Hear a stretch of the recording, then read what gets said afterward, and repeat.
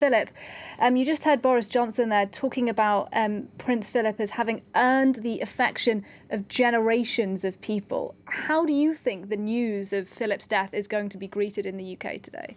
Well, I always say that British people are cut into thirds. There's a third of British people who are staunch supporters of the monarchy and who will be, I think, extremely upset to learn of the death of Prince Philip today, because he is a figure who is an incarnation of this longevity of the monarchy, the longevity of the reign of Elizabeth II. The man has always been at her side since even before 1952 when she became Queen. So this is like the end of an era.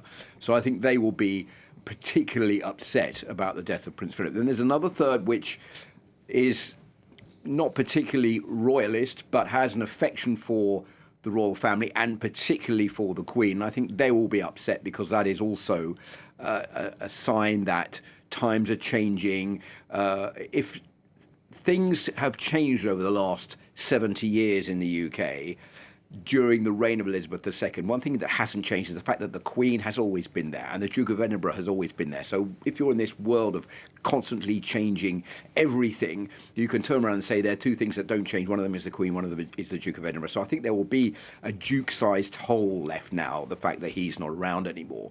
And then you have another third who don't really care about the royal family, wouldn't really mind if there was no royal family at all, and there was even like a republic in the United Kingdom. I think there'll be probably a little sad that he's gone, but it won't be a sadness that will last for very long. And I think they will probably be saying, well, this is time for us now to get rid of the royal family completely and create a republic. Yeah, and as you say, he's been a constant in Britain for, 7 decades now. That said, though, Philip himself has played a role in trying to modernise the institution that he represents, the British monarchy. Tell us a bit about the role that he's played in modernising that institution. He became, when Elizabeth became Queen in 1952, they had to move into Buckingham Palace through the orders of Winston Churchill, which he didn't want to do. He wanted to stay at Clarence House, where they'd just done all this building work and made it all nice and repainted everything.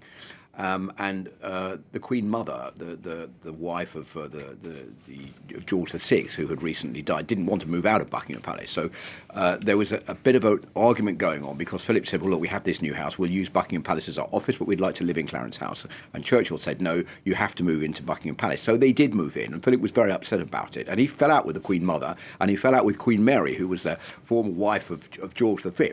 And she even said, was quoted as saying, that fool Edinburgh, because they didn't get on with each other. And he couldn't believe about how bad and old-fashioned the way that Buckingham Palace operated was. For example, there were no telephones between different floors. You had to call for a footman to bring a message on a silver tray. And he kept saying, let's change all of this. And all the way down the line, he kept coming up against members of the royal family who've been there for years saying, no, you can't do that, this is the tradition. So it was a very difficult time for Philip at the start, because he'd had to give up his naval career to become Duke of Edinburgh, to take on the role of consort to the Queen, if you like. And he had given up everything that he wanted to do to support his wife. And he was up against this system, this monarchy that didn't want to accept him. And I think for many years he suffered quite badly, but he always took it on and didn't complain in public. So one of the things he wanted to do all the way down the line was to modernise the royal family. And I think to a great extent, many of the changes that we've seen over the years since the 1950s have been due to Philip and due to him persuading his wife to bring those changes in. Because they know at the bottom line is if the monarchy doesn't evolve, the monarchy doesn't change and doesn't go with the times, and the monarchy is going to find itself completely out of step with what people expect. So I think he's been one of the driving forces to Elizabeth to modernise the monarchy.